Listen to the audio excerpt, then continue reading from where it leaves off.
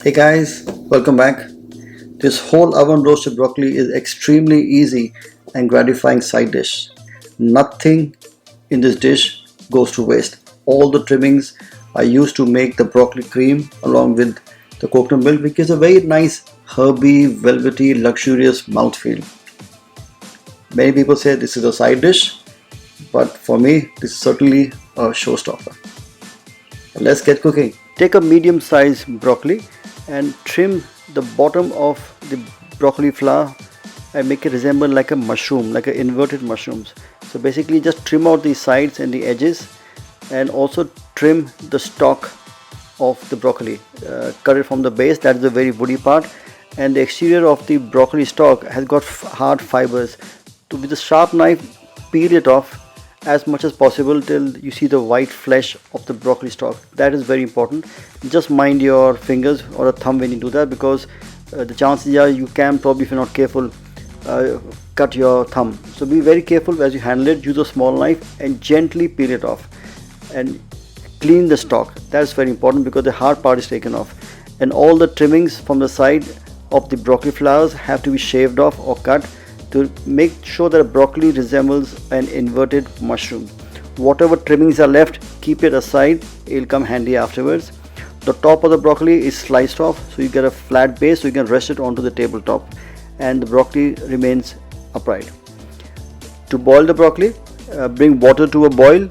Intentionally I'm using a saucepan and not a stock pot because I don't want it to boil completely submerged in the water. I want to be able to control the quantity or the amount of broccoli I want to boil. Now whenever we boil vegetables, we always add salt into it. A lot of people actually skip putting salt, and the end result is you boil your vegetables but there is no flavor in them. It is just taste of what it is. There is no seasoning, no salt. So salt is very important when you're actually boiling vegetables. Add a quantity of salt, bring the water to a boil and then add your vegetables. So the water is boiling, it reduces down to simmering temperature, and you place your broccoli in and you keep turning the broccoli flower so that each flower is actually evenly coated, and at the same time the stalk also cooks. I don't want to overcook the stalk because if I do that then the broccoli will not stand upright, it will go limp. So intentionally the stalk is kept slightly firmer than the floret, and the floret cooks faster. You have to be very careful and make sure you keep turning the broccoli into the water so each floret is evenly cooked. So it takes time, but it is well worth the effort because the end result is you actually get a roasted broccoli floret which is actually upright into a plate. So it looks very dramatic, it looks very beautiful. Now all the trimmings from the broccoli also go into the water at this stage, and because they are trimming they are into smaller pieces, these will blanch and cook a lot faster than a whole broccoli would. So keep it onto a slow simmer and make sure you boil the florets and the entire broccoli flower till you get the right product. You don't want to discolor the broccoli, you still want it to be vibrant green, so don't overcook it. Once the broccoli is cooked, it is cooled, drained and cooled, and the broccoli trimmings are put into a food processor. Now this is all at once they have cooled down, they're transferred to a food processor. In that we add salt. Without salt there is absolutely no flavor to food, so salt is very important.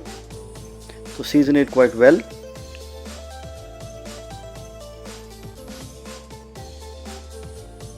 Then goes in garlic. I use a scissor literally because I want to cut into large chunks. So snip a large clove of garlic or 2 small cloves of garlic onto the broccoli. Some fresh parsley leaves. If you don't have parsley, you can also use coriander or cilantro, it works well. Avoid using a mint because mint can be very overpowering, but the choice is yours. If you like the freshness of mint, you can add it, but parsley and coriander are the best ones for the dish because they give a very nice color. Then we add thick coconut milk, and this is a great vegan dish, and that's why you put coconut milk, but make sure it is thick coconut milk. If you don't have coconut milk, you can probably use yogurt, but I would say if you want to do it vegan, do just coconut milk. It has a very nice, smooth, luxurious feel to it, and when you whip it together with broccoli, the white of the coconut milk and the green, when you blitz it, gives a very nice, rich, light green color. At the same time, it is not very heavy to eat because there is no cream, it is just coconut milk.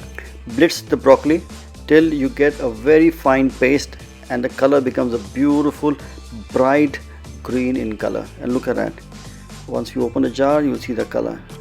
Isn't that gorgeous? That is already so inviting. And think of the dish, think of the colors, think what can I put onto a plate. A small quantity or a squeeze of lemon juice always helps, brings out the flavor. The yogurt is anyway quite sour in a way, but a little bit of sharpness from the lemon juice always works well. Don't put lime, lime is too strong. And look at the consistency of the sauce, it's flowing consistency, and look at the thickness, it just pours beautifully onto a plate. To marinate the broccoli, add olive oil into a bowl, then goes in a nice squeeze of lemon juice. Lemon always works in marinades, it brings out the flavors of the marinade quite well. Salt, garlic powder, smoked paprika. It gives a very nice smoky feel and not too spicy. If you really like it spicy, you can actually add red chili into it or cayenne pepper. I'm also adding store-bought sun-dried tomato pesto. You can use a normal tomato pesto or a tomato chutney, it works well. Mix it all together till you get a nice smooth tomato flavored marinade. Then our broccoli goes into the marinade, and with a spoon on the underside of the broccoli start rubbing the marinade all over the floret. So you see the colors, the light greens are now covered with the red tomato marinade. Also in between the florets, apply liberally the tomato marinade, and this is now ready to actually go onto a roasting tray. When you roast them, make sure your oven is preheated to 200 degrees centigrade or 390 degrees Fahrenheit, and this will probably roast for approximately 8 to 10 minutes till the flavors are all seeped into the broccoli. All the extra marinade has to be poured onto the broccoli.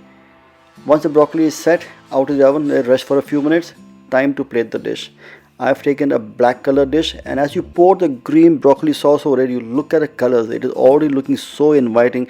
It is so vibrant and it is already so beautiful. But it will get even more beautiful once you put the broccoli on it. So black plate to contrast with vibrant broccoli sauce, and on top of that goes our oven roasted tomato broccoli. And can you see the colors?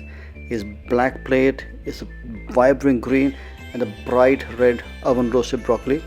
Garnish that with some roasted almond flakes. It gives a very nice texture, a very nice nutty feel. Now if you're nut allergy, you can always skip this process, nothing wrong with that. If you want to add sesame, you can even add sesame.